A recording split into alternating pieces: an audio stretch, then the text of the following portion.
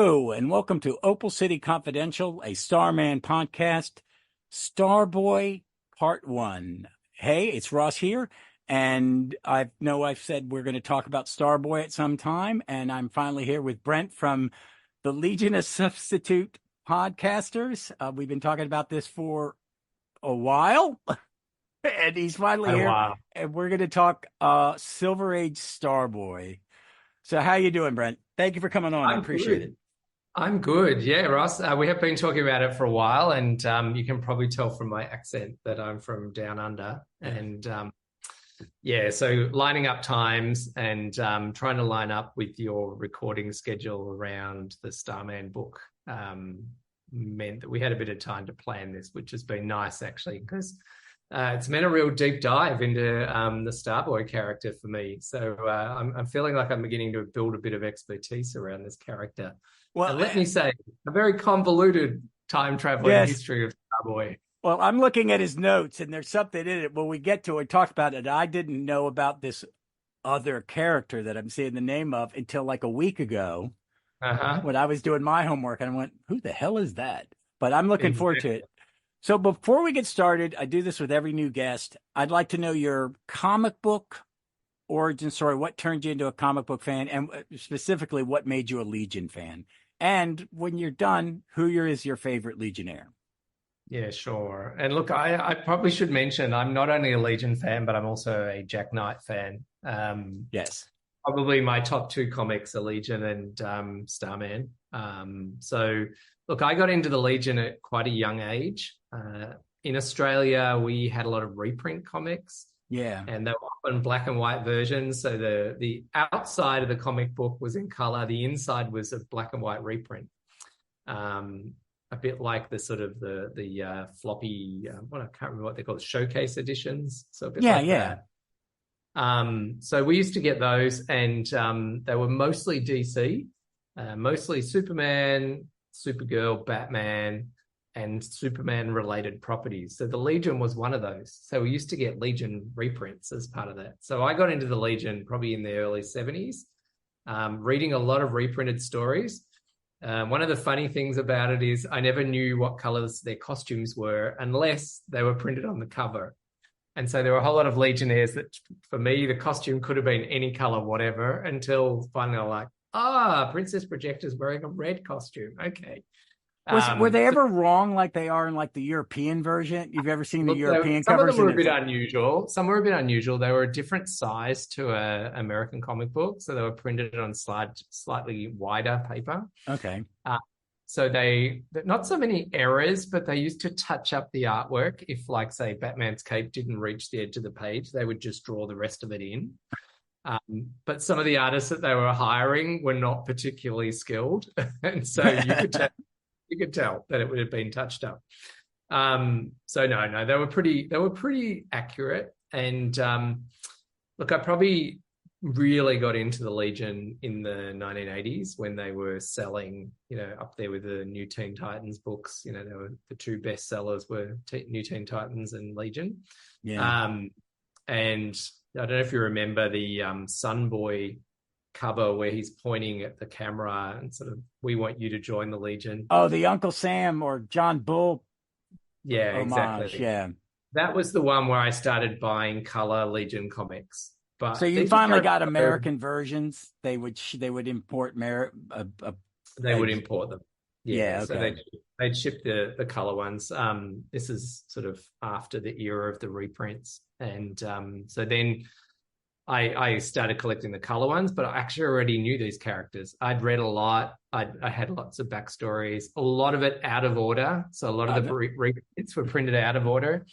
We also had the digest editions. I love those. They made it to Australia, so I'd read lots of. Was it the Adventure Comic Digest where they were reprinting them in order? Yep. I love those. I had a roommate who had never read a Legion, and I handed him those, and I turned him into a Legion fan, and he was not happy with me. Because he was like, "Oh my God," because he was a Marvel all guy. These characters. Oh, he I fell was in love. very economical with my comic book reading. I think one of the reasons I like Justice League as well and New Teen Titans, but I really liked the Legion because I got so much for my money. Just so many different characters, so many powers. I loved the George Perez sketches of the new costumes that were in one of those Oh, digests. God, yeah. That's You remember those? yeah. I'm Yeah. a huge George Perez fan because um, I my brother was. There is nothing better. DC Marvel are the same. They're all good. Here, read. So I was a Avenger. The first two comics I read were Avengers, um, and Okay. Legion and Justice Yep. League. But we were moving across country in 1972, and it's the same time 97 Superboy 97, my first Legion story, Avengers Okay. 105, my first Avengers, and Justice League 100. We're Okay. all Yeah. about Right. in that era where I was getting turned on, and I had the same thing as I read everything out of order. Like I didn't read a Silver Age No one until idea. I I got had a no hundred idea page what on. order. Yeah, I wasn't like I was. My first Starboy experience was reading 204 and reading Surprise and Mysterious, the Outcast Legionnaires, and Yep. I knew who Kurt Swan was. I mean, I kind of went, that's my Superman artist, but that's when I fell in love with Legion was his art. I mean, my first Legion is drawn by Cockrum, so that's a good thing, you Yep. know. Absolutely. Yeah, but I really, if I'm going to say my favorite Legion artist, it's going to be Kurt or Keith, really, in some way. You know what I mean? It's always going to be Kurt Swan. Oh, it's So such a big call. Such a big call. Favorite Legion artist. I don't know if I even want to it's answer that. hard. It's so I, hard. I I like them all for different things. Like, I like Ryan Sook's stuff even. It's like Yeah, they've been very um fortunate with the, they've had great artists. I think it's one of the things about the book is they've had some incredible creative teams on that book. And yeah, it's a loved property. It's a it loved is. property of creators. I think they like doing Legion. It's not always successful financially for the company, but Yeah, it's a book that's much loved by the creative teams, I yeah. think. I think they do a good job. I was working at comic shops in high school when Legion all of a sudden went from being somewhat popular to being the second Baxter book. Yep. It was that important. And I have friends who goes, was it ever really that big? And I said, oh, its peak was in the 80s. You would, 30 years in that Oh, Levitt's it thing. was up there with X-Men. Like it was selling Oh, it big for the did. yeah, The yeah, comic yeah. shop I went to would get 5 cases of it. It was certainly outselling Superman and Batman at that time. Like Oh, it was yeah, yeah. It was great. But folks, we're just going to talk about Silver Age because Thom Kallor's, is he the most convoluted? Oh, look, I didn't realize how convoluted he was until I Yeah. started doing a deep dive. Yeah. Look, the essence of Thom Kallor, I think the version we're going to talk about today hasn't changed that much. Like I think his essence carries through. I think the continuity around him, though, is rather complex, particularly because he's one of the Legionnaires who time travels. So the Legion is complicated enough because the future keeps getting rewritten every time there's a new editorial team for the Superman books. We seem to get a slightly different version of the Legion.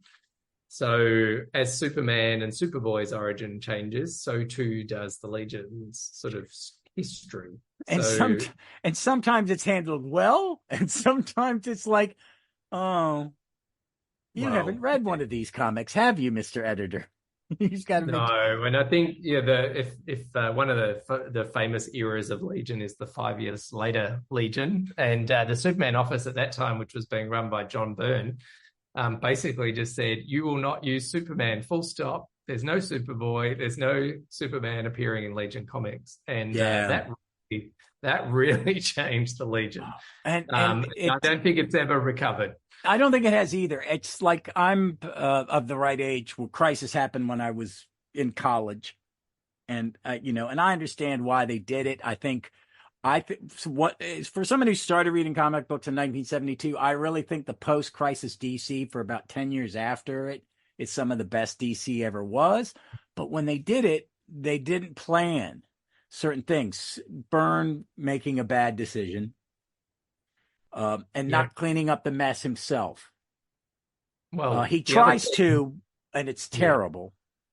yeah. And And the other team Hawkman. that really suffered is the Justice Society. And so, some of the stuff that you're talking about in Jack Knight is related to some of the mess that happened with the Justice Society as well. So, removing Yeah. Man and Batman and Wonder Woman from the Justice Society, while it made sense to let the DC universe move forward, it certainly had some ripple effects. It did. And some of them could have been. I'm a huge Roy Thomas fan, but I really have a problem with him. I feel he quit in All-Star Squadron. He could have fixed it. He's big on convoluted plotting. He could have fixed it, but he just didn't feel like it. He just felt, you're taking my toys away. I don't know what to do. I'm mad. I thought I had editorial control, and it's a shame. It happens, Roy, and it is. There's a lot of convolution after Crisis, and I think Levitz and Giffen recover somewhat. I think it's still a good book for a couple I think years. the Legion had a strong finish to that the Baxter series. Like, I think it was still a successful book. They dealt with Superboy, I think, reasonably well in that book. Yeah. And I think they acknowledged what went before, but then they moved on. And I think that worked quite well. I think the 5 years later, though, was slightly more impacted when the decision of you will not even use Superboy sort of came down. Yeah, I'm of a mixed thing on 5 years later. I love the first half. I like dark, gritty. I thought it was interesting. I think it runs out of steam, and I think Giffen is told you can't do something, and then he quit. He does that thing in comics where you mean where he blew up the Earth? Yeah, I want the old style heroes to be the real ones, and the ones that have been around for years to be the clones. And DC went, no, that's really a bad idea. Yeah, and I agree, but I mean, I don't think I kind of doing my deep dive because I haven't read a lot of the retro boot. I kind of like the fact that they just ignore 5 years later. Yeah, I don't think they've got a choice. I think perhaps there's no way to tidy it up. There is no way to tidy it up now, and I think it's my view as a big Legion fan is just to look at them as they're either good stories or bad stories. Yeah, exactly. And I'm a big fan of what Mark Waid's doing in World's Finest at the moment, because I think it's one of my favorite books. He's found a way through this continuity problem. And he's just kind of gone, who are these characters? What's their essence? And let's present them in that light. Let's not worry about exactly when this story is happening or what's happening before or after it. Let's just tell a really good story. And it's for a really enjoyable book. I collect it only in the hardcover, so I'm behind everybody because I was late to the show when it was coming out. And it is probably one of the best books I think he's written. Yeah. And it's not Kingdom, it's not his big stuff. It's just him telling simple superhero stories, and they're wonderful. And I think I kind of agree with you. I read Legion, except for, I've said it before, I have diminishing returns with each reboot. And I think that's just because you keep trying to reinvent something that doesn't really need to be reinvented in some ways. But it's also each version talks to whatever that generation is. But they're always Jimbo, folks, you've listened. Jimbo's been on. Jim Fetters, that I read the first couple arcs of the 3 boot, and I appreciated it that time because I went, oh, okay, see what Wade's doing. It's kits and art. It's not my favorite, but it's still good. But it all works. And I think Legion is like that. And I mean, it's what, 58? Yeah. When did it premiere? 1950 or I had a. I think it's 50. I think it's 59. 59. That's right. I reach for my archives here and tell you exactly. See, I have 4 archives with bookmarks behind me because I've got all 4 of I've got all 13 of the archives. I had a copy. Folks have heard this, but you and me are just meeting today. when I was in 1979, we had a comic book store called the Comic Store, the comic Okay. book store, and I bought a comic in their dime box, and it was a Superboy story, and I knew it was old, and it had these. Oh, I didn't know Lightning Lad had a different costume. This is cool. I had it for about 15 years, and my brother didn't know I had it, and he's reading. He goes, "Do you know what this is?" I said, "It's a Was reprint it of an old Legion 247? story." He goes, "No, it is the first appearance of Legion. It's just missing Wow. the cover." That's crazy. I just sold it for $120. It's missing the last page of the Green Arrow story and has no cover. Wow. I needed to, I've got a copy of it. I probably in this apartment I've got 2 reprints of it too. But it was a neat little keepsake for a while. It was in a special box case, and I had it displayed. Wow.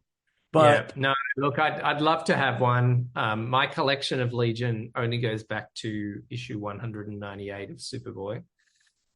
issue after my very first farther one. back, but that's kind of where they start getting expensive. And if I was living in the United States, I might collect them. Oh, I want to imagine what they cost there. So the mail to Australia, if you're buying something on eBay, you're like paying 3 times what you're paying for the actual item. So that's ridiculous. It's not worth mailing things here.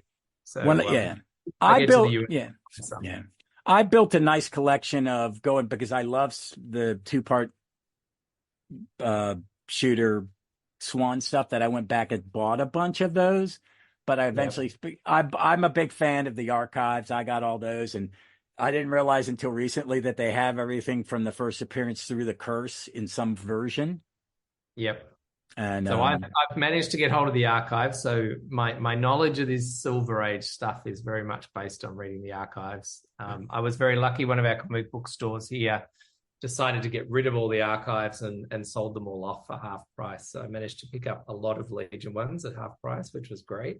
Oh my goodness. And, but then to get issue 5 and 8, that was a little bit more of an expenditure. Oh, so really? Although I do have there is one where the cover was incorrectly printed. I did get hold of the one where it's correctly printed, thankfully. Oh, the logo on the side's right? It's not the number finger? The one where the number doesn't line up. Is it number 6, I think, or something? Hold on, I got my number 6 right slightly out of alignment. It's annoyed fans. I've actually seen people selling. That's the one.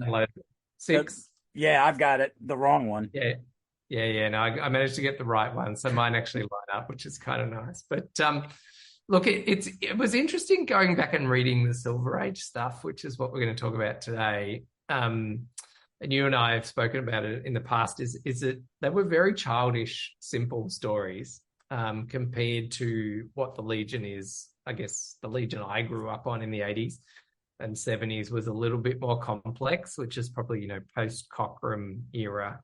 And the Levitz given. It's really Levitz one when the Earth War. I think that's a leap, but I think when Carrie Bates and Shooter writing it, they do some things. Yeah, they do, and I think things like the death of Chemical King and some things like that. There are some things that happen. Death of Lightning Lad. There are things that happen, but there are ramifications. That's the one thing I've always liked about Legion. They would tie everything up in a bow, but they kill Lightning Lad and he's dead for a year. That's right.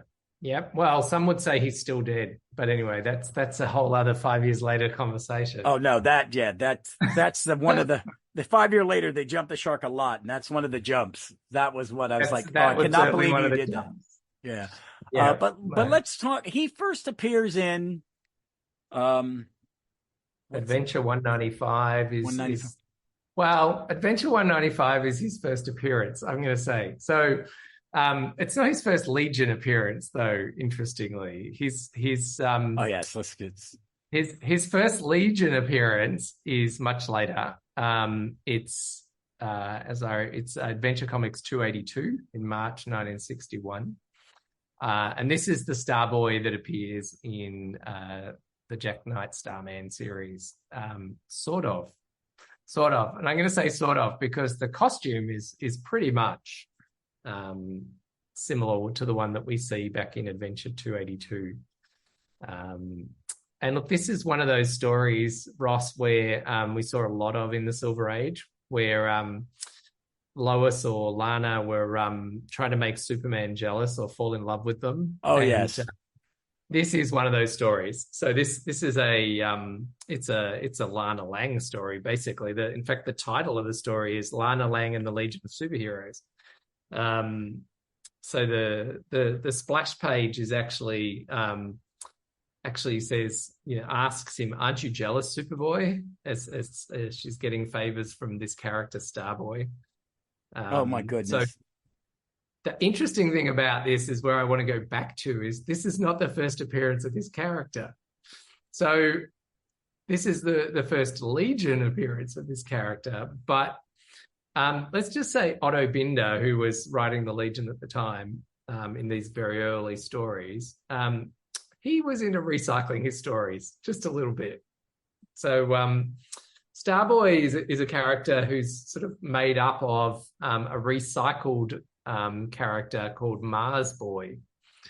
So Mars Boy was a Superboy comic character from back in 1951, early May, June 51. And what's similar about them are things like they both got their superpowers from passing space objects. His Mars Boy's final appearance, which was a couple of years later, he had 3 appearances, which was time interesting in itself. The fact that Mars Boy was a recurring character in Superboy, but there were a lot of one and done stories back then. Yeah. This character came back, but basically the final appearance became what is now known as Starboy's origin story. So they both were heroes that traveled to Earth looking for criminals. They both needed Superboy's help because they couldn't use their X-ray vision properly. And they were both blackmailed by Lana Lang into making Superboy jealous. So both Mars Boy and Starboy even used a futuristic clothes-making device, a loom, to make a dress for Lana. Well, so, the parallels continue. They also both had animals in them who, in one, they were called parapuppies, and Starboy had a talking paracat. And so there was not a lot of changing going on here.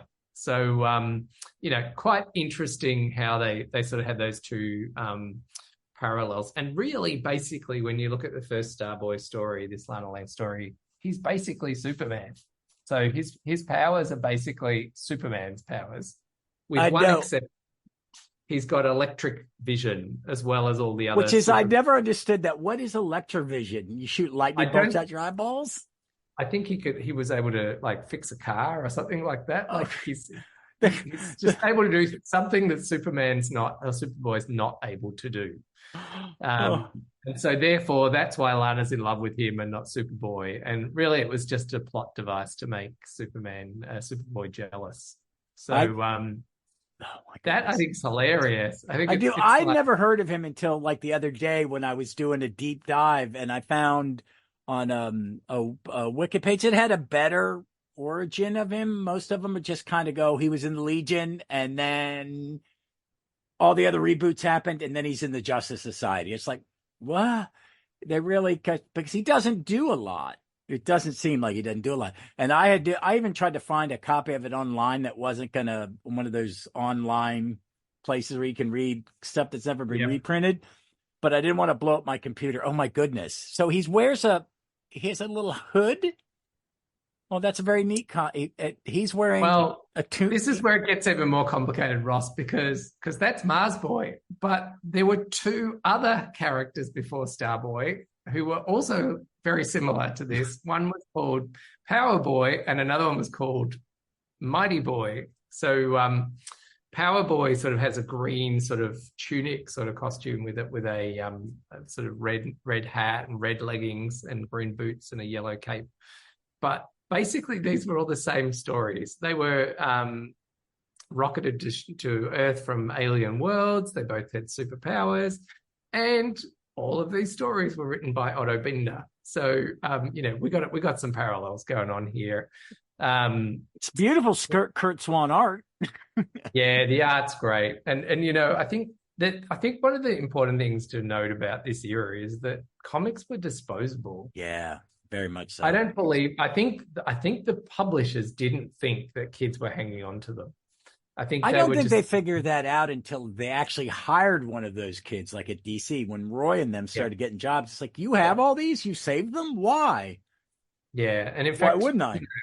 In the offices, they were throwing them out. There are stories of people going to work in the offices and finding, you know, Golden Age comics in dumpsters, you know, and just, you know, the DC archives, you know, there's a whole lot of stuff that wasn't kept, but people just picked it up because it was disposable. Like the original art was disposable as well. It's just so terrifying. I bought the two Golden Age Starman archives, and all the Burnley stuff is reprinted. They've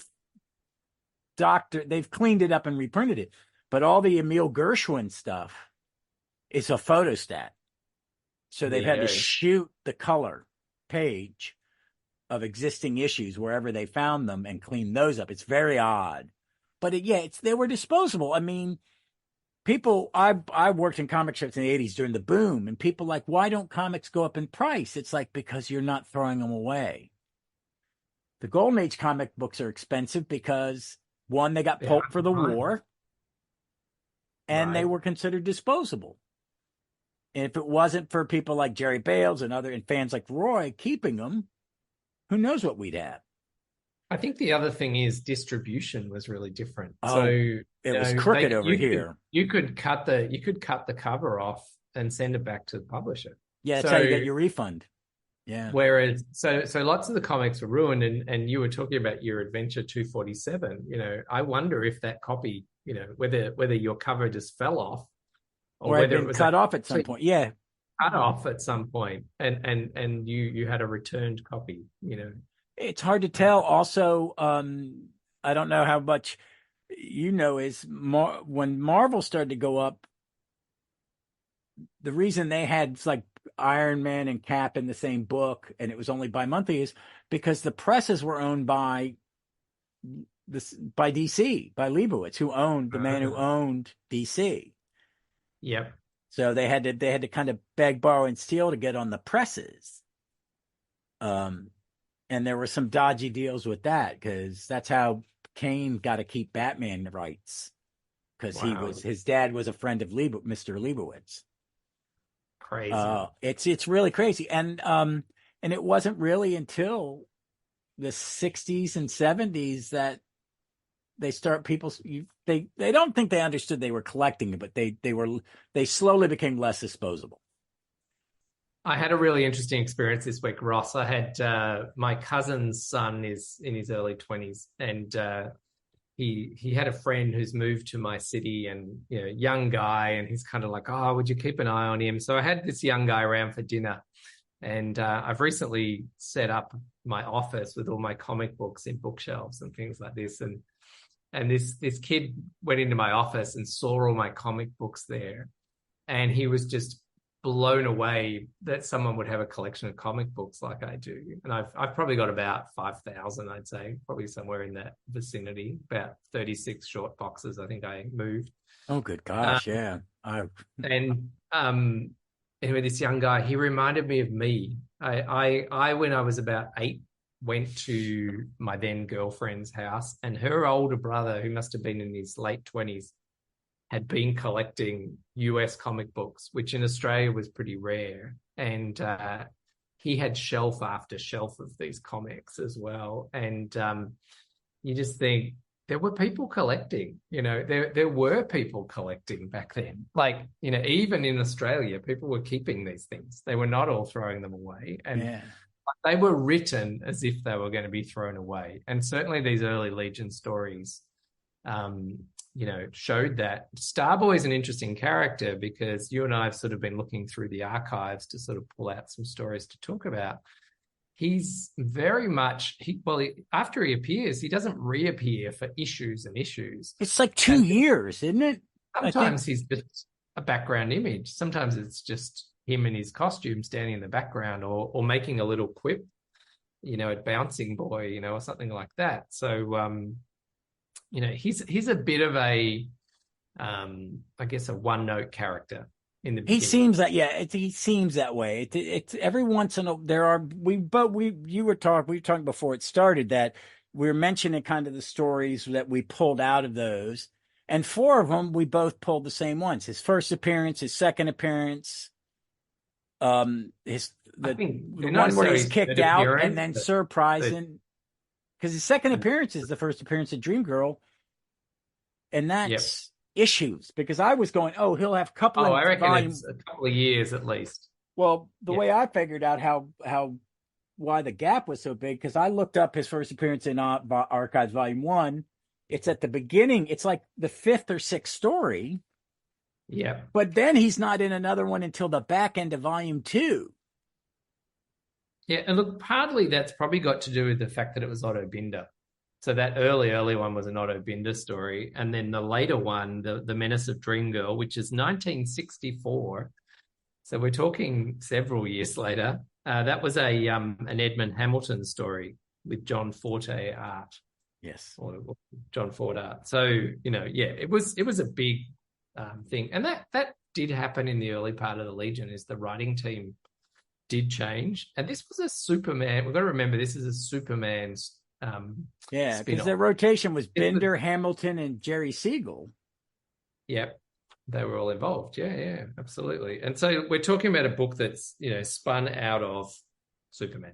And this was Superman's superhero team, his club that he joined. And so, this was sort of some teenage friends for Superboy to have.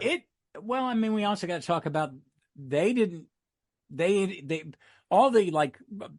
the 3 different versions of him you've talked about, which normally would have been a one and done. Legion itself should have been a one and done, because that's the nature of the beast back then. Well, I think there were only, I often get this wrong, and I think, Legion published in the 50s. Well, actually, there were only a couple of Legion comics published in the 50s. It was an idea that came back. It came back because it was popular with fans. Like, they obviously, I reckon fans must have let DC know, where's the Legion? Bring them back. The letter columns, which we don't really, I like that in some comics nowadays that if the writer's in charge, I'm going to answer letters. I'm going to put them in the book. And I think you're right that's bit of it. And I know Legion fans, we all pick our favorites. We all have our favorite Legionnaires, and I haven't asked, who is your favorite? It's not Starboy. I didn't think it is. It's not. I'm Element. Everybody knows mine's Element. My favorite's probably Brainiac 5. He's certainly had a lot of airtime in the Legion. I think he's just a great character to run a storyline around, because he's almost, you'd almost say he's sort of on the spectrum in terms of, he's a bit acid. He lacks emotion.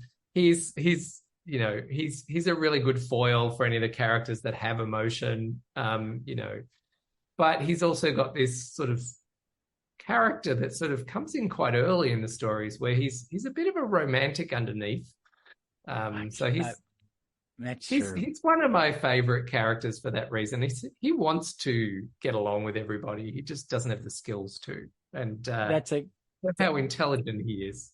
That's a good point. I just covered, I recorded it. It hasn't dropped yet, but me and Kirby were talking about, we covered 204 and 205. And it's 204 has that very uncomfortable story where Brainy in his sleepwalk created a girlfriend Supergirl robot. And it's a little, like. Well, that's interesting, because that story actually has Starboy in it. Yes, it does. It does. It's actually a Starboy story. He's kind of calling him out, actually, and he should, because that's a little creepy. And look, it's probably worth mentioning, because one of the notes that I think Starboy has as a character in all these early Legion stories is he's used for romantic reasons. Is the initial story, he's there as sort of Lana Lang's love interest. And then in the Dream Girl story, he's there to show that Legionnaires can have a romance. That's true. I never realized that. And we're doing this. His second appearance the Dream Girl's introduced, and he leaves, and they fall in love, and then they're together up until the end of Levitt Given. Well, then in the story of Who Killed the Legionnaire Who Killed, it's also about his romance with Dream Girl. Yeah. And that the other guy, the guy who gets killed, wants to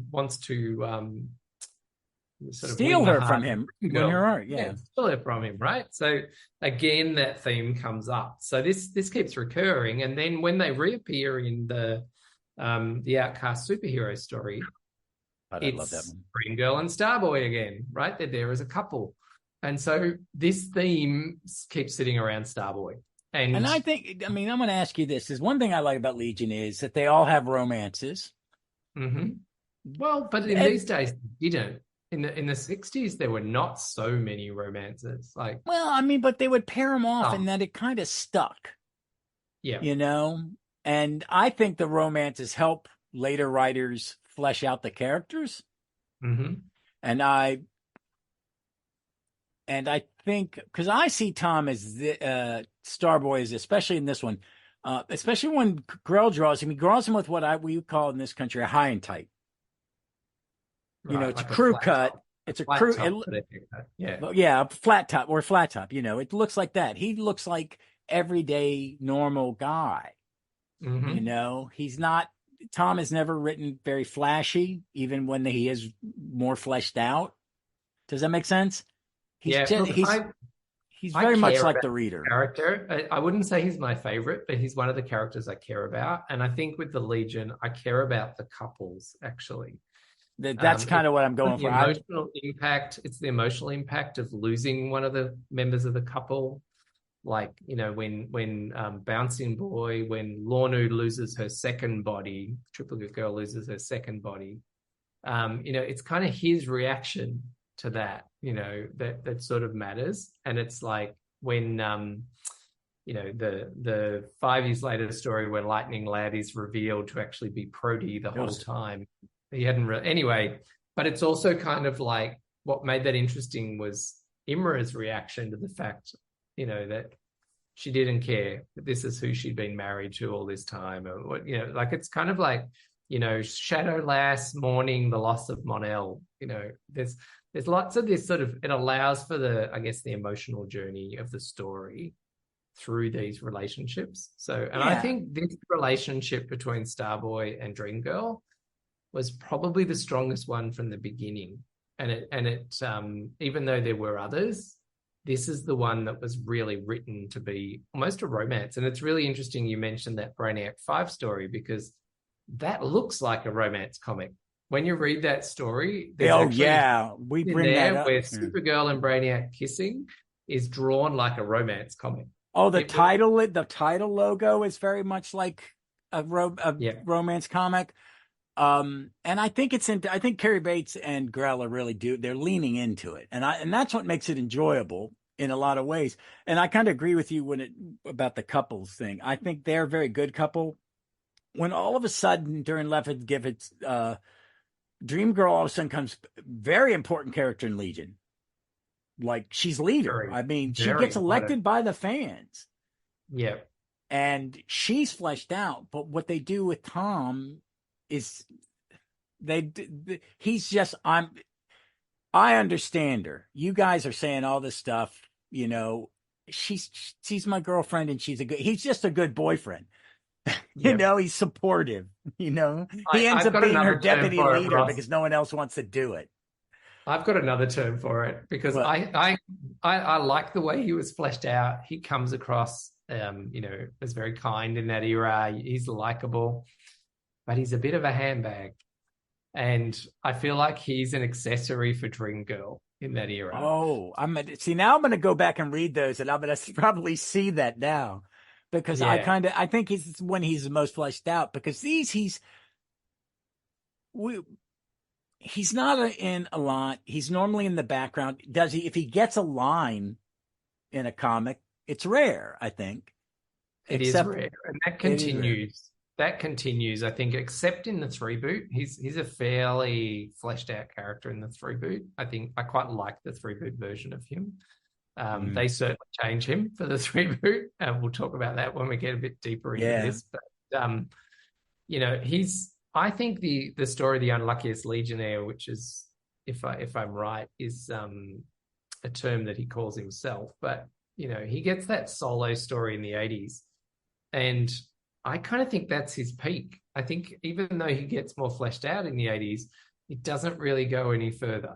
Like, I think it doesn't. It's kind of, then he becomes a handbag, then he becomes Dreamgirl's accessory. Yeah, and I think that's really the end of it until there's a couple of little storylines in 5 years later, but until we get to I think I really think the reboot. I think the reboot version of Thom Kallor is quite light.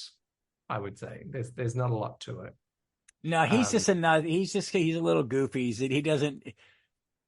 I just don't think. I think some of the Legionnaires, the reboot version ones, like I'm an Element Lad guy, and I don't mind Alchemist. He's not Jan, and I really don't. I think it's a different Tom. He's likable. Yeah, but that's about it.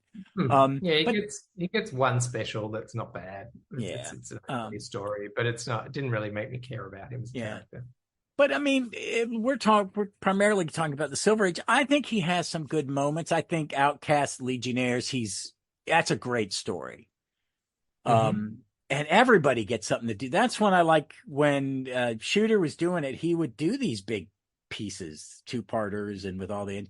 But I also like the Luck Lord story. Yep, that's a good. Is that a 2-parter or 1-parter? That's a 1-parter. Yeah, that's the one where he's sort of, maybe if we talk about them in order, might be a good idea, Ross. Yeah. Why don't we get back? So look, I might just do a bit of a recap of his origin, which kind of might be helpful, which kind of comes up early. So look, he does call himself the Unluckiest Legionnaire, and he's had lots of misfortune in his stories. He's born to Fred and Myra, his parents, near the planet Xanthu. And they were researching interstellar properties, and he flew a spaceship through the tail of a comet, which gave him some powers, including flight and supervision and invulnerability and things like that. He also develops through the early Legion stories what ends up becoming his power, which is the ability to make things heavier or increase their mass.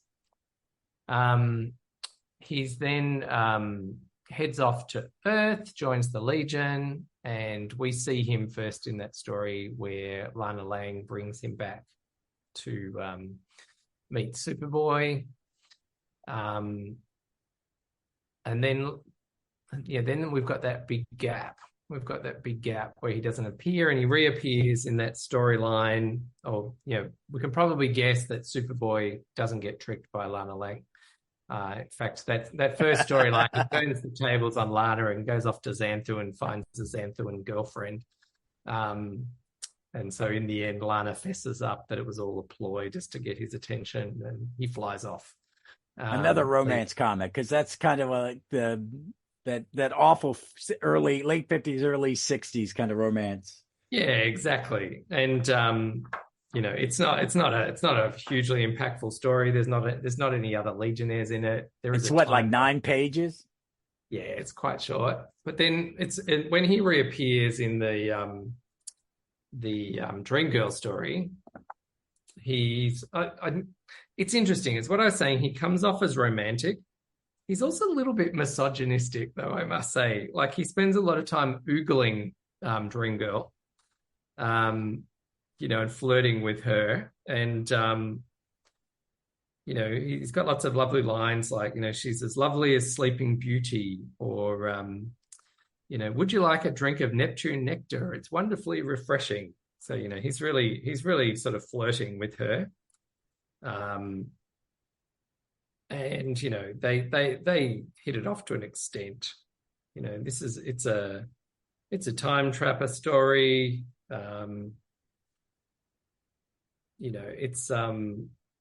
She's kind of brushing him off in the early stages, and it's not it finishes with a very romance comic panel, actually, with her Oh sort of yeah. looking over her shoulder at him and him looking forlorn and saying, "Dream girl, I'll never forget you. Will you come back someday?"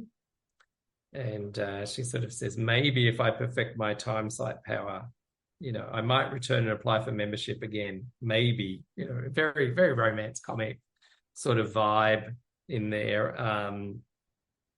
And it's one of those things, possibly a throwaway character, Dream Girl here, really just to give Starboy a bit of a storyline. Of course, she does come back, as you said. She becomes really important. Yeah, it's interesting. She leaves him, but then we get the storyline, which this is what you were sort of saying, is that the stories became a little bit more impactful. So we get the storyline the Legionnaire who killed in Adventure Comics. What number is this one? Adventure Comic 342. Mm-hmm. And this is Starboy heads off to a mission, but before he does that, there's a little bit of a recap of Dream Girl leaving. Heads off to this mission and witnesses I don't know what he is, the guy, I guess he's an explorer or something. Yeah, an explorer. And he witnesses him getting shot by another guy. And it turns out this guy's come to kill Starboy. And he reflects Starboy's weight power back at him, and he ends up on the ground. And Starboy, who can barely move, lifts up his pistol in self-defense and shoots the murderer. This guy called Ken's Newall. And then the rest of the issue is basically a trial of Starboy. He's put on trial by the Legion because the Legion Constitution prohibits killing. And we get a nice sort of mission monitor board sort of voting process, and they vote to throw Starboy out of the Legion. By one vote. By one vote, and he's instantly recruited by Polar Boy to join the Legion of Substitute Heroes, and with Dream Girl, who's honing her powers with the Substitute Heroes. So they head off with the subs, and that's where the Luck Lord story sort of picks up, and he's really just a bit of a flashback in the Luck Lord story, really, where he sort of points out that he's ended up in that murder issue because he shook hands with Calamity King and picked up this bad luck, and this sort of theme of being the unluckiest Legionnaire sticks with him from there, really. So just, I don't know, it's an interesting little dynamic that pretty much mostly involves another woman, Lana Lang or Dream Girl. Yeah. In those days. Do you want to talk a bit about the Outcast story? Yeah, I mean, because I cannot say how much. I mean, the Shooter Swan two-parters. There's so many good ones.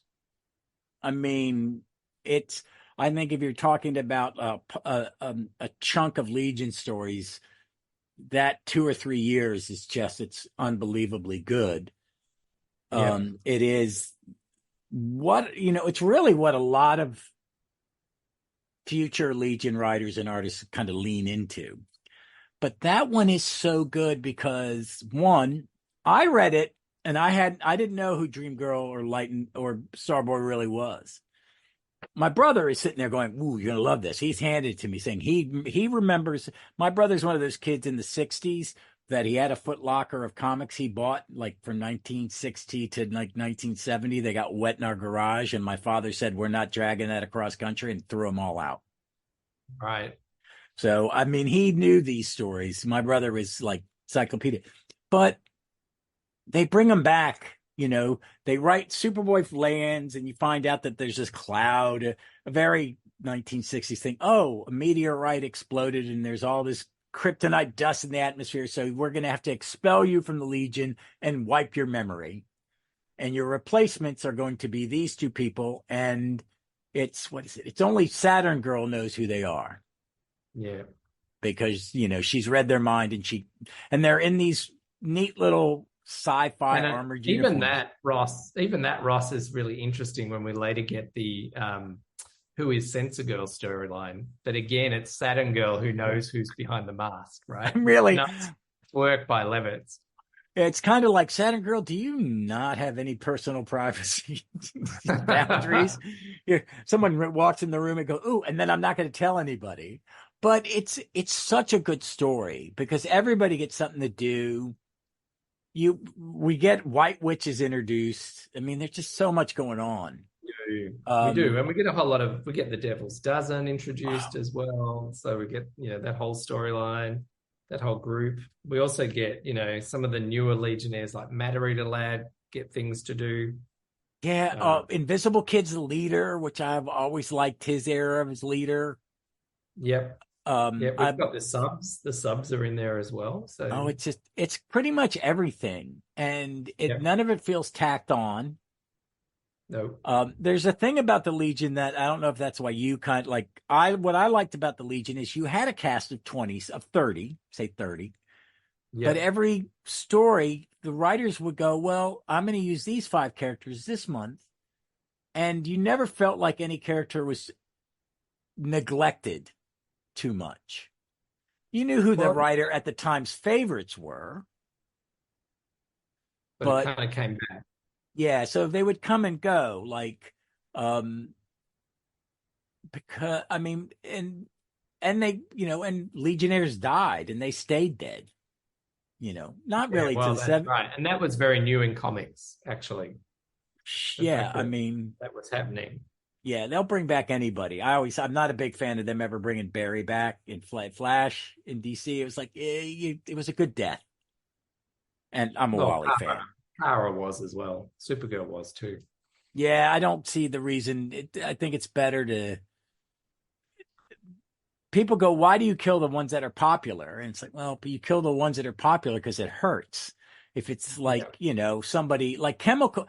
See, in this read through that I've been doing, I didn't realize how much. I forgot how much once Chemical King's introduced, he's in every other issue. Wow. But he's not fleshed. He's not really fleshed out during the action when it's in the back of action, and it's not as good. Okay. I don't think it's as good, but are you saying that he's the Cole of the Legion, that he was just brought in just to kill off? I don't think that's it. I think Shooter liked him. He created him, and then Bates killed him. Okay. I think it was a sacrifice. It was a revenge killing. Well, we're just like, we've never fleshed him out, but we've shown that he dies. Yeah. Because he was introduced. Was he? Oh, wait a minute. Now I'm trying to do my math. He was introduced before on a cover as dead before he was introduced, before he joined. I think that is the thing with him. I think he was retroactively written in. You saw when he finally, you saw the future that he would be remember and die. He died doing that. And then he goes undercover with Timberwolf. Yeah. They're in the Legion Academy together, and they go undercover but as bad guys, and both that's because Timberwolf isn't a member until he'd been in the book for 15 years before he joined, or whatever, 10 years. That was one of my early stories, actually, Ross, because one of the digests I had was the Murdering Glass storyline, where Colossal Boy's mother gets turned into glass. And it's basically the Legion of Supervillains story with a bookmark. It's kind of got bookends around it. I mean, and that is that story you're talking about Timberwolf and Chemical King going undercover. So it's that's nice stuff. But I'm reading all of this out of order as a reader. Yeah, I'm the same way. Yeah. I didn't really care, to tell you the truth. And I remember this surprise and mysterious story was one of the back issues that I read, and I'd had no idea who Dreamgirl or Starboy were. But I kind of still. But did the story work for you? Well, it did, because I still knew that they'd been Legionnaires before. Like, I didn't need to know the whole backstory. I'm just like, they've brought some Legionnaires back. That was enough for me. I was satisfied with that ending. For your brother, obviously, it meant so much more because he knew who they were. Like, he knew he knew that they'd been thrown out for killing or because their powers weren't working or whatever. But He was also he'd been reading comics since like maybe 56, 50. When was he born? Probably 56, 57. Yep. So yeah, so he knew who they were. He's a worshiper. He worships artists, not in a bad way, but like and he was always like, this is Kurt Swan, this is George Klein inks. I mean, I was a kid. I don't care. It looks good, but Yeah. it is such a solid story, and it, I think it works even though he's only appeared in maybe 6 or 7 issues because he He really doesn't hasn't. do he doesn't do a lot more in the Silver Age, really. Like he appears in that story with Brainiac 5 and Supergirl, that romance story. He's then in the story where Tyr, the guy who was made into a superpowers action figure, the one with the gun. Oh yeah, the only Red skin guy Legionnaire with the action gun. figure was Tyr for decades. Right. Yeah, yeah. He Starboy plays a role in that. And that's sort of the beginning of the Bronze Age, really. So he doesn't do a lot between this surprise, mysterious story and that, really. Yeah. Yeah, because when does Bronze Age start? 70s? Late Well, I 70s? kind of, for me, for the Legion, it's probably the Cockrum era. Yeah, I would agree on that. Once you get to Maybe the Cockrum, Ditko, you could say, but it's that kind of era. yeah, because when they move it out of adventure and put it in the back of action, I think eh, they're not giving him the best artist. They're not, they don't think they're back to being a backup. It's 9 issues.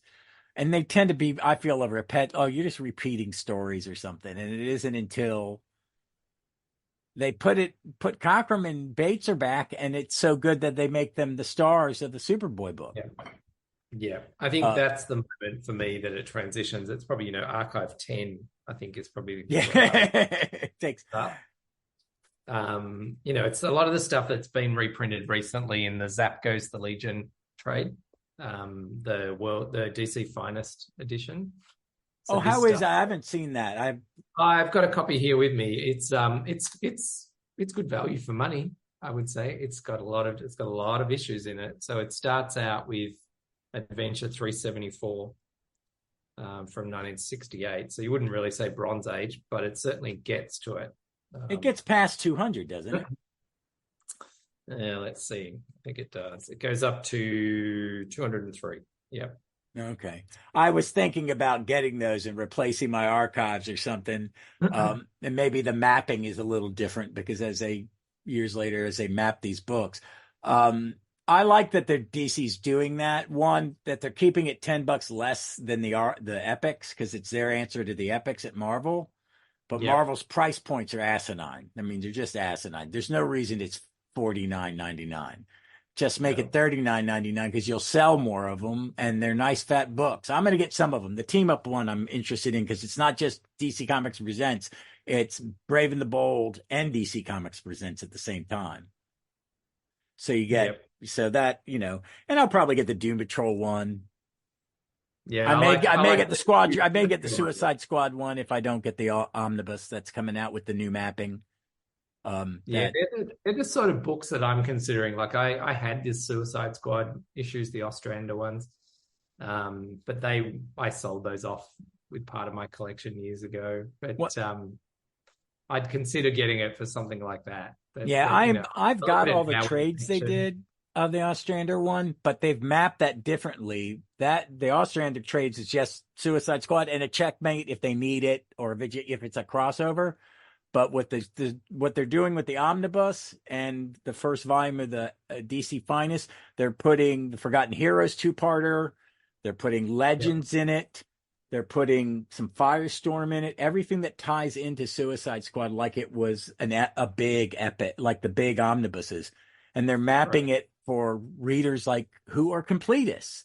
What was the one I got that? I'm a huge JSA fan. I've got all the JSA trades of the Johns era. I think it's a masterpiece. I think it's one of the best superhero team books ever.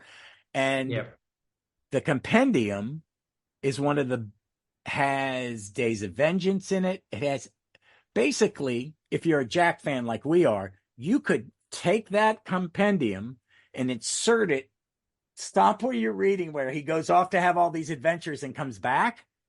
Yeah, It's like a third volume of Jack. It's only the last 25% Jack's not in it. The that's Hawkman great. stories, it's Jack appears at some point in all those stories. He's in the Days of Vengeance mini. He's in other things, and it's I'm loving it. And I'm like, oh my god! I'm And it's looking forward to basically the way your I would have summary. filed it in my comics, in my boxes, in my long boxes. The Manhunter issues, the two Manhunters, where he's training these new heroes for them. It's right where it belongs. It's like, oh, you're nerds. You've hired truly, truly OCD superhero comic nerds that knows exactly what they would do if they wanted. They're doing it's wonderful, and I think they're Yeah. doing it with the Epic. I think they're doing it with the DC finest. Well, I hope we do. I hope that that continues and we do get that sort of attention paid to it. Like it was nice to see things like diagrams of the headquarters and the fashions from the fans, sort of little insert. Oh, That is it in was that in there quite too? a I bit love different. that. That's There's in some there terrible too. ones. You know, and I think Princess Projector actually kept that costume, and She's I think is even Karate she Kid the only one appears. that kept it? I think Karate Kid appears in the costume as well, for Yeah, the the white one. Yeah, he wears the white one. white one with the Yeah. hand on it. Yeah, so yeah, it's interesting, but you know, it's interesting because you know, and we this is an Opal City confidential podcast, Yeah. not just a Legion one, but yeah, the interesting thing is the version that we're going to be talking about as we move forward with this will eventually not even be the version of Starboy that we're talking about right now.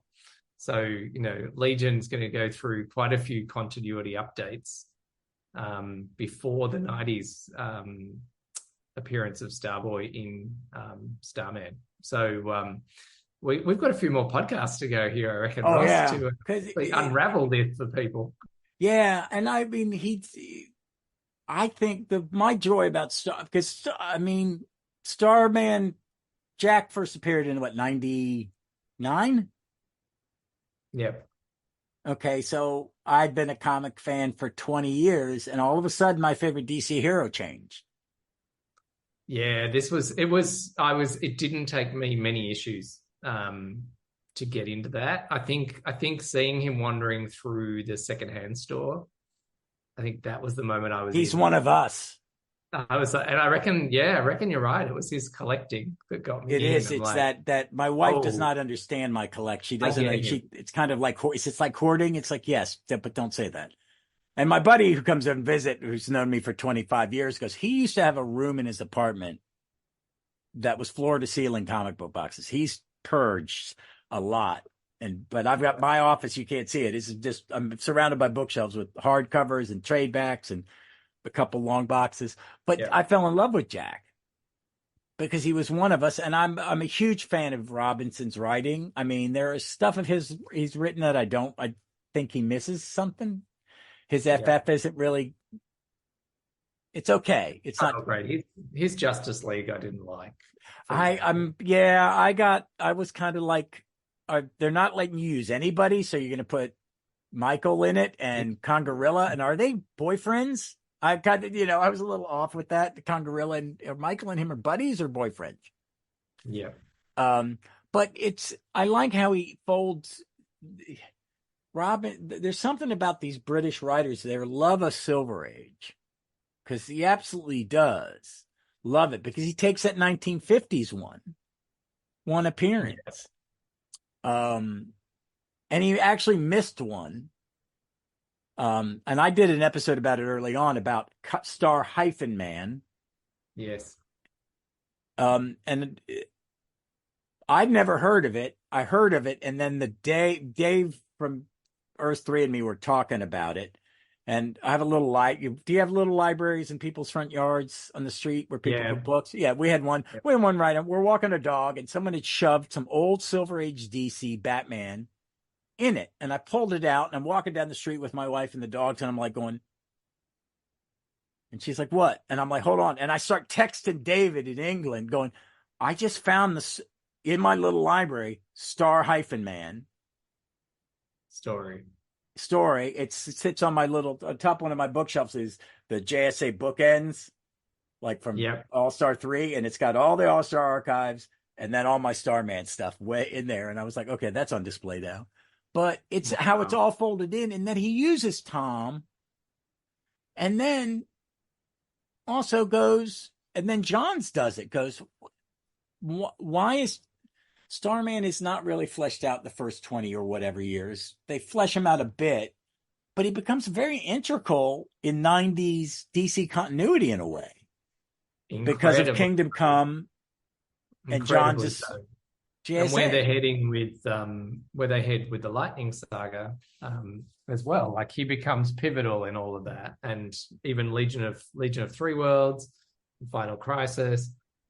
He becomes a very pivotal character, which is why he's so hard to unravel, because we'll talk about him in a future issue, that version when we catch up. But Johns writes this character who's not only linked to everything that's happening, but he's almost like he's almost playing the role of Dream Girl in a way, where he's sort of giving premonitions all the time about what's going to happen.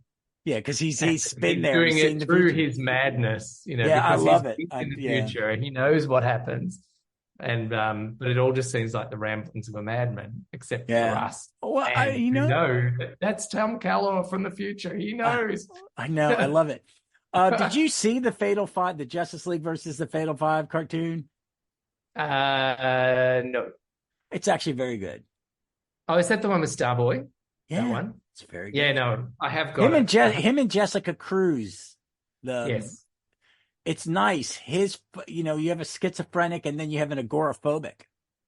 Yep. And it's actually some of those are not very good. Some of the one and dones, but that one was really, and I liked him. He walks into the drugstore naked. They put that in there. He's looking for the meds, and they don't have it. Yeah. And all this weird things. It's really neat. So, but he does. I like this. I'm glad we're doing this, and I'm glad we're going to break it up because, one, I like talking Legion. Yeah. And two, because as comic fans, our characters get rebooted. And if anybody's been rebooted differently, it's him. Because even when they bring back this version, an older version of him, he's very different. Absolutely. And I don't know about you, Ross, but the fanboy in me, when I saw him come into Jack Knight Starman, was so excited. I was so happy. I was like, oh my God, Robinson's going to link the Legion in here. I'm like, I was the same. Yeah. I was like, yeah. I was the same. This is amazing. And it was like, and then, and this goes broad. This goes to Johns. This goes to Mark Waid and what he's doing in the Legion book. Like there are so many links to what's going on in this storyline, and this becomes pivotal to Jack's story. Like all of this becomes pivotal, and it's all going to play out as you head towards the conclusion. Yeah, I think it's one of the I think that I complain about the 90s comics because you think the extreme 90s and all that. But I think that there's some of this, Johns' Justice Society falls right out of the late 90s, early 2000s. Mm-hmm. Jack. It's, it's one of these pockets of just really good creativity and good continuity in a way, like fleshing out continuity in a fun way to where someone like you and me go, wait a minute, this is a character I loved already. And you're folding it all into this mythos. I mean, I'm a big fan of Legacy. I will read a book based in, because I've been reading it I started in the Bronze Age, and I've read all the way to whatever age we're in now, whatever they're calling them now. And to see all of those eras fold into things because a Starman question for you. When you started reading Starman, how much did you know about the other Starmen? Not a lot about Ted Knight. I'd read All-Star Squadron and Infinity Inc. I was big. I actually got really seriously into comics from the Infinity Inc. All-Star Squadron crossover. That's what got me. So I knew Starman from that, but you don't get a lot of Starman in that, actually. Like you get like bits. No, it's really not till So 0 hour and past that Ted becomes important. yeah, and so I didn't know a heap, to be honest. But I also liked Legacy. So, the Infinity Inc. Legacy element Yeah. was big for me. And so when this book came out, I picked it up. It was all part of the Zero week, the Zero stuff. And I was So like, I see that's great this because you looks were interesting. learning it all as he learned it. Or Yeah. as that's I like that. I knew Ted and he was just somebody that would appear once in a blue moon in a JSA JLA. Yeah. I had my brother had both of the showcase, was it showcase or Brave, the Black Canary Ted team ups by Yeah. Fox, and it's why I covered them very early in the podcast because they're very formulative to me because I think they're two of the best comic books ever written. Yeah. One, it's Murphy Anderson, um, and then when I read the Rome when we in the Pulp annual, which I just covered with David, that Yeah. they turn it into a love affair. I didn't Amazing. feel like they had changed anything. People go, "Oh, that's retroactive continuity." I'm like, no, that could have been subtextual in those. Yeah. It all made sense. He didn't change anything. No. He just said there was something happening between the panels. Well, it's like the Black Canary Ted Knight sort of romance thing that Yeah, happened yeah. between And see, it's the all there panel, in off those. that one Brave and Bold story, like Oh I my think it was Brave God. and Bold. Um, and I I love it. and my we had all the DC first issue specials. Yeah, So that's I right. had read the Michael Thomas one, and I thought it was kind of cool. It's a disco. So that's why I call him the Disco Starman because that's what he is. Yeah. He was their Yeah. version of David Bowie as a Yeah. superhero. I mean, and it's I I was reading it and Are you going to talk about Danger Street in the future for us? I covered it. I covered it as itself in the podcast. As it was coming out, Yeah. I read. Yeah. I bought the hardcover of the first issue specials, Yeah. and then I would read them. I will probably cover it as a whole. Yeah. Um, I loved it. I did I too. really liked I'm it. not. I I'm one of thought, these. There's this thing about artists that you either love them or you hate them, and you get mad at them for doing something. I don't. I mean, I'm not saying that I'd never do it. There are times where I'm like, I'm pissed at this writer for doing this, but I don't. I like Tom King writing. yeah. I like that you could say that that's in continuity or out of continuity. Certain of it things you don't just read it. Danger Yeah. Street is like that. It's not in continuity. I read his Rorschach. I thought that was brilliant. It's a Yeah. sequel, but it's not a sequel to Watchmen, really. It's just happening in the Watchmen universe, and there's just something else goes on, and people are still talking about the capes and the heroes. But I no, think, I love Danger Street. I loved it yeah. because some of It's those got something. characters are It's, silly, but like yeah, but Lady Cop. it's got something in common with Jack Knight Starman. And I think what it's got in common is that they didn't pick characters to flesh out that were really, really tightly held. And this is one of the problems with Legion is Superman is really tightly held. Jack Knight, Ted Knight, okay, a peripheral JSA member. Let's be honest. Like he's not Hawkman. He's not sitting at the big, the middle of the table in the JSA. Yeah. He's on the edge, right? And He's in it for what, like 9 issues of All Star, and then he's gone. And then even during the annual team ups, he's only in 3 or 4 of them. Yeah, and he's not a central player, but I think that's why it works because you look at the JSA in the '90s book, the one that sort of relaunched the JSA after they'd been in limbo. I didn't get into it, despite the fact like I appreciate it more now, but I didn't get into it because they were portraying the JSA as old men. Overweight, balding, and I'm Oh, kind the of Mike like now Paraback, the Mike Mike Paraback one. Parabek stuff, and it's brilliant. Now I look at it now and I think this is brilliant. I should have bought it. I should have supported it. But I read a couple of issues and dropped it. But the contrast with Jack Knight and the Starman series is Ted is fascinating.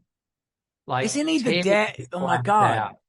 He's an old man, but he's so interesting because he's a dad, because he's, passing on the legacy, because he's human, he's fallible. He's like he's so well fleshed out that you care about him. There's a And it was moment early. the time I Yeah. cared about him. Yeah. There's a moment early on in that run where David's dead. David, it's the first arc, and Yep. Jack comes into Ted's hospital room. And I try to sell people when I talk about the Jack Knight series is it was planned to be a certain length. It's the hero. It's Campbell. It's Joseph Campbell. It's the hero's journey. I don't want to be a hero. I have to be a hero. I like being the hero. I go on the hero's quest, and then I have to decide if I want to continue to be a hero or to be a good father. These are all human beings, but there's that moment where they're both grieving. David, they are in the middle of grief. They're worried about what's going to happen next with the mist. And Jack makes some comment. I don't want to fly around in a stupid costume and a cape. And Ted goes, you can leave now. It's a simple thing, but that's a father and son having an argument. Yeah. Like, you cross the line, son. You need to get. There's one time I crossed the line with my father, and I knew it was time to leave his house, because if I opened my mouth one more time, he was going to, you're going to act like that. You're going to act like that. I'm going to lose it. But I felt it. And, John Robinson introduces kind of like Ted's post-traumatic stress from helping create the bomb. That's nowhere else until he creates it. That's right. It's all coming from Robinson. And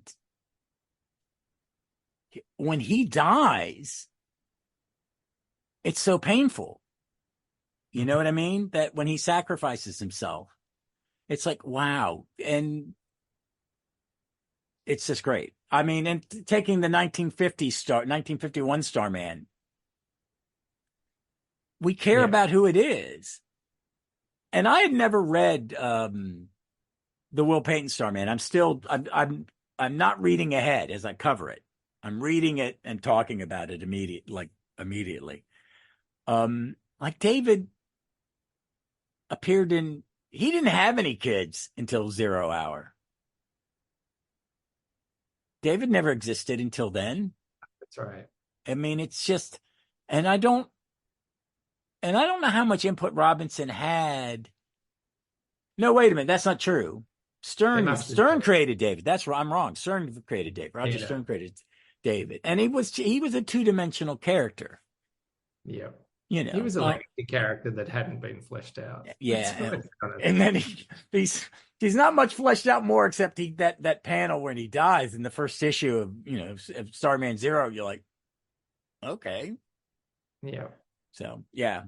You knew something was going to be happening. This has been fun. It has been a blast.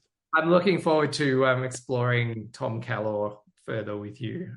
Well, it's not that far. I've only got I have to go and look in the compendium and see how far out I am. I have been on a little break because work and life and just trying to figure out how to do my podcast. I do both my podcasts because I do a Doctor Who one. So I'm going to cut back on how much I do. And Jack will be the center, and then some of the stuff I do with Kirby. And Kirby, folks, he's asked, could I do a podcast and you can just use it when you need something to fill a hole? So he's doing Captain Carrot. Right. Once he said Captain Carrot, I went, oh, fuck yeah.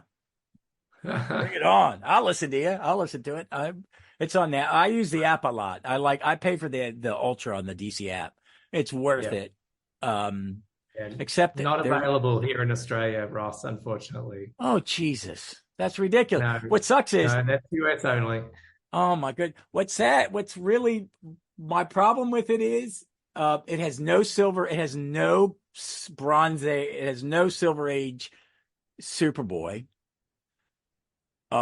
It's really spotty. It's like 175, 19, and then it's not until like 205, and then you have the rest. It's I don't understand why the stuff that's in the archives isn't on it. They just don't have they've never created a digital file of it. Interesting. It's weird. It's interesting. It's weird. I'm going to be recording. I probably should mention my show. Oh yes, please do. Because, plug away. I'm a member of the Legion of Substitute Podcasters, so that's the name of our show. You can find it on Spotify and iTunes. But we have a spin-off show. So I've been doing a show with Derek, one of the other subs, as we call ourselves, and we're doing a podcast called Tomorrow's Heroes Today, which is focused on the three-boot Legion. So it's the Mark Waid and Barry Kitson Legion. So we're about, I think about 44 episodes into that. So it's about probably about 60 episodes altogether. So that's an interesting era, a different era, but it is going to have some connections to Starman. Yeah, it is. I bought all the trades a couple of years when I started doing Starman. I also was like, and I was going to do a Legion read through. I realized I didn't have the 3-boot, and I didn't have the retro boot in issues. So I bought what I had to buy in issues, and I bought whatever trades they had done.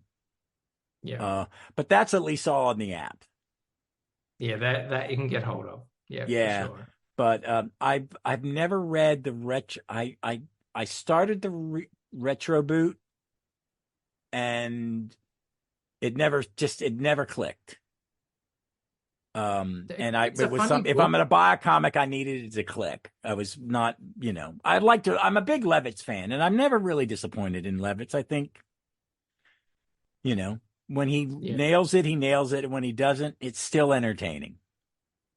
Yeah, it's interesting. It's an interesting book. It's interesting that Levitz wrote it, because I think I actually asked Levitz a question at Comic-Con in 2012 when they were launching New 52, and he and Dan DiDio were there, and my question was basically, why isn't the Legion rebooting when every other title that DC's publishing is rebooting? And because it was the only storyline that actually continued through the New 52. What was their answer to that question? Because Levitz's answer was basically his answer was, because I've got the negatives. And then he looked at Dan DiDio, and Dan just laughed, because it was kind of like, I think it was the way they paid Paul off when he stepped down from being president, was like, yeah, you get full editorial control over Legion. Is it at least entertaining? I mean, I don't like the Earthman character. I'm not a big fan of where they went with it. I think it was an era that they were trying to capture the lightning in the bottle of the 80s again. See, that's... And I think, I'm not a fan of going back to the well either. I think go and find a new well.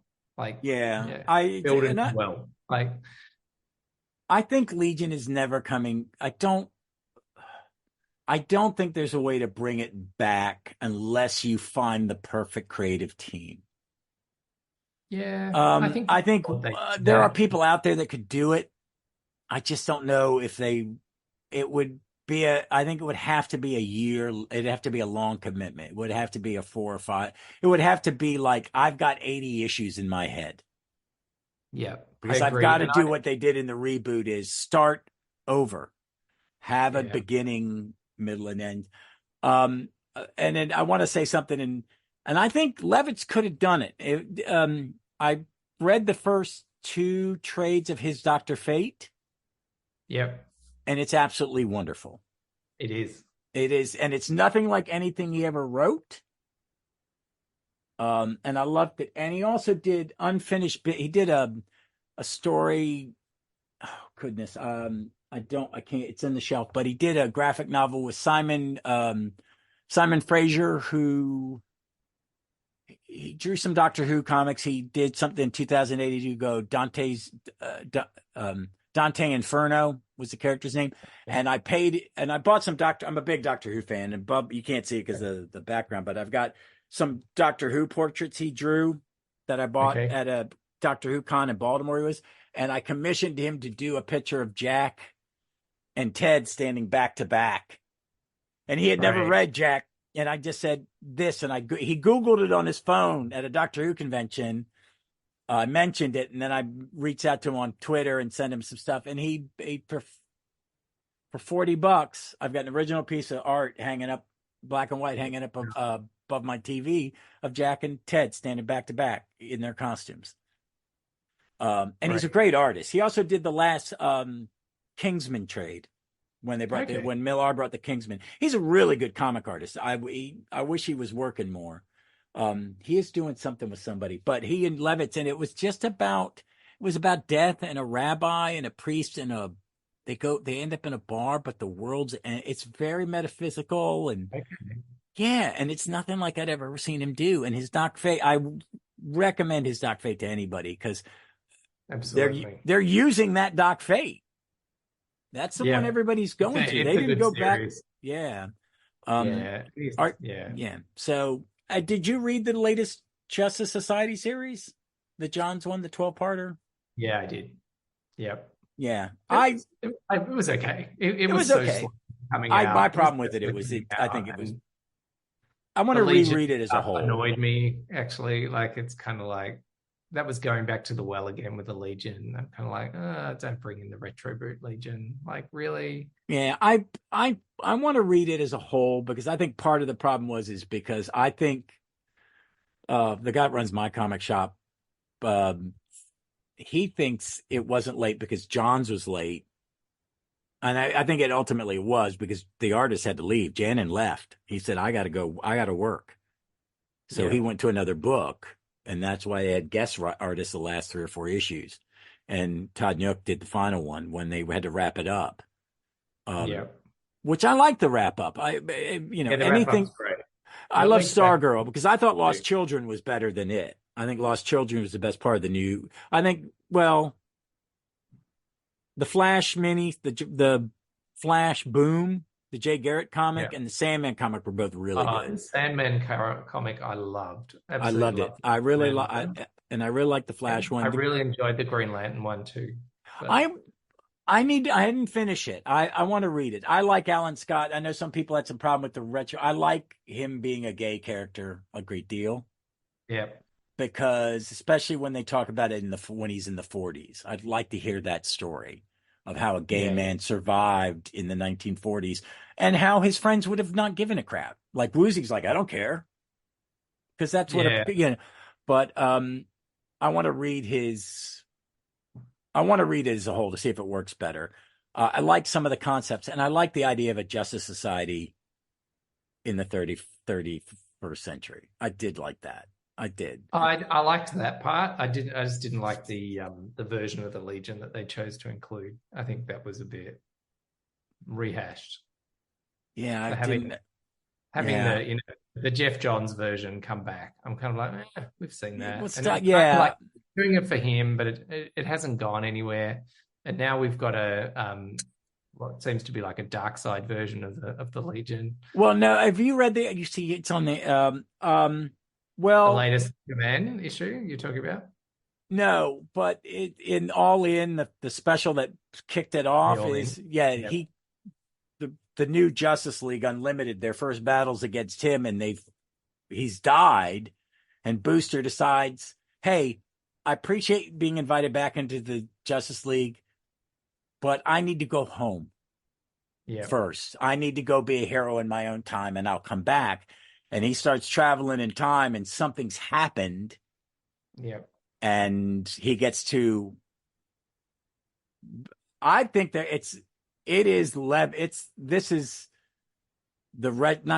I think if this is the traditional Legion, but Darkseid has somehow corrupted history at some point in the future. So the big crossover between the Absolute Universe characters, they are going to do a little crossover in about a year. Or at the end in the summer, they're gonna that's gonna be that mini event across the Absolute and the J kind of World's Finest, Superman and Justice League are gonna have a tie-in.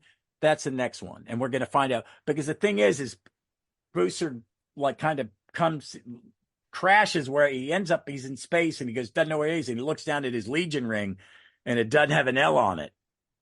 His ring is changed to an Omega, and he looks up, and there's the traditional Legion. Except, what if they were founded in a time where Darkseid is won? Yeah. So Yeah. I want to see I don't what they mind do with that. it. I don't mind that. I'd rather that than have Jeff Johns bring his version back. I think No. This is all Wade.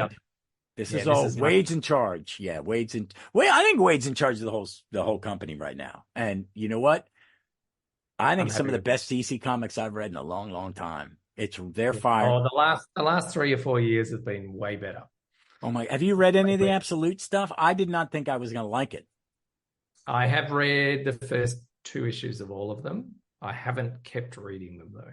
Oh, see, I'm mainly for budget reasons. I sort of thought, I don't know, too into this. The Wonder Woman. I like the Batman a lot. I'm enjoying the Superman, but I really think the Wonder Woman is the best of the 3.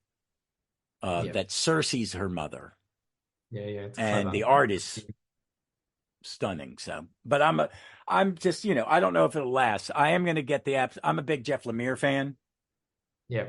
So I'm looking forward to his Flash, and I'm a huge Al Ewing fan. And Xavier Rodriguez is doing a weird, trippy Martian Manhunter. I'm going to get that just because them. It's like fun. Yeah. All right. So before we go, thank you. But I also always ask somebody before we part, do you have anything to recommend to anybody? It doesn't have to be comics. It could be anything, music, television, anything. Recommend. Look, I'm really enjoying the New Gods series from DC. I think it's fantastic. I think it's, I don't know, I'm loving the art. I'm loving, again, it's this thing of it's not set right in the middle of DC continuity. So no, it's its own thing. I'm a big fan of a book that can be its own thing. I agree. Not too constrained. And I think, I think it's going to be fantastic. I do too. I think it could be amazing. It's Ram V is the writer, correct? Yeah. What I like about it is I like dialogue. I like thought bubbles. I like narration in comics. I think you have to have words to make something deep. And I love that when I have to read the New Gods, I need to kind of it's dense. You really have to pay attention. It's the closest comic that I could compare it to is Promethea. Artistically, to where how fully, I think it's one of the best comics. I agree with you. I think I'm a big New Gods fan. I had never read New Gods in order, but I got the Kirby hardcover Omni, and then the everything after, which has Great Darkness in it and all the other stuff. But I think it is for some of the same reason you are, that it is self-contained. These are all characters I know, but I don't have to worry about what's going on in Justice League. I don't need to know what's going on with this. This is their story. And I read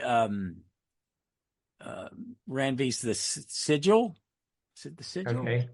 Which was part of that, them trying to do the Lazarus Planet stuff.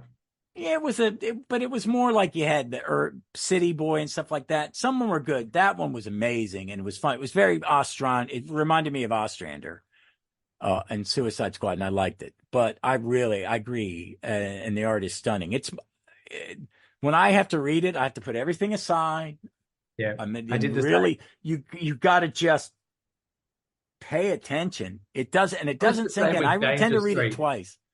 Yeah, Danger Street, I was the same. You have to put it down. And Danger Street is a book you have to read again from beginning to end. I have not. I'm waiting for it to come. It's very different reading it from beginning to end than reading it one issue a month.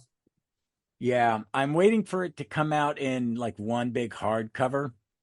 Yep. And read it. I'm a big fan of the hardcovers. It's like shelf. That's my thing. I like these collections. And I do want to reread it. And because when I was reading it one issue at a time, I was also reading the first issue specials. And some of them are great and some of them are terrible. Yep. But I do. I want to, it's the way I want to read the John Justice Society. I think my problem with some comic books nowadays is they're written for the trade. Yeah. And I like reading collections, but Bendis is a good thing. He can't write. He writes for the trade. All for the trade. Yeah. But they're a lot of fun. Well, thank you. We will be talking sooner. There'll be it'll be quicker because I'm getting to the Secret Files is coming up, and I want the next Starboy Part 2 to be right around when I've done that. And so my recommendation, folks, right now is going to be something simple. I'm reading the Marvel Masterworks. They're putting them out in the little versions, and I'm reading Thor for the first time from the beginning, and I'm not saying it's terrible, but I didn't realize he fought commies so much. So I'm really kind of like it, but there's some neat art. There's Kirby does not do a lot of the early ones. Larry Lieber does some, and a couple other people, and there's some really beautiful art in it. I'm enjoying that. It was nice. By the second volume, you get to it's all Jack, and there's Tales of Ad. My brother's a huge Kirby fan, and he always wanted me to read Thor from the beginning, and I was like, I don't know. So I thought I'd try it. I read the Touchstones, but I'm reading a lot of older stuff, so. Sometimes it's painful. It's a little dated, but other times it's. I was laughing when he Thor fights in a Soviet gulag, like his fourth comic. I'm like, okay, right. Yeah, this doesn't make any sense, but I'll read it. All right, folks. Thanks for listening. It was a blast. We will talk soon, Brent. About more Starboy. And folks, as always, be safe, be smart, please be kind to one another, and read some comics.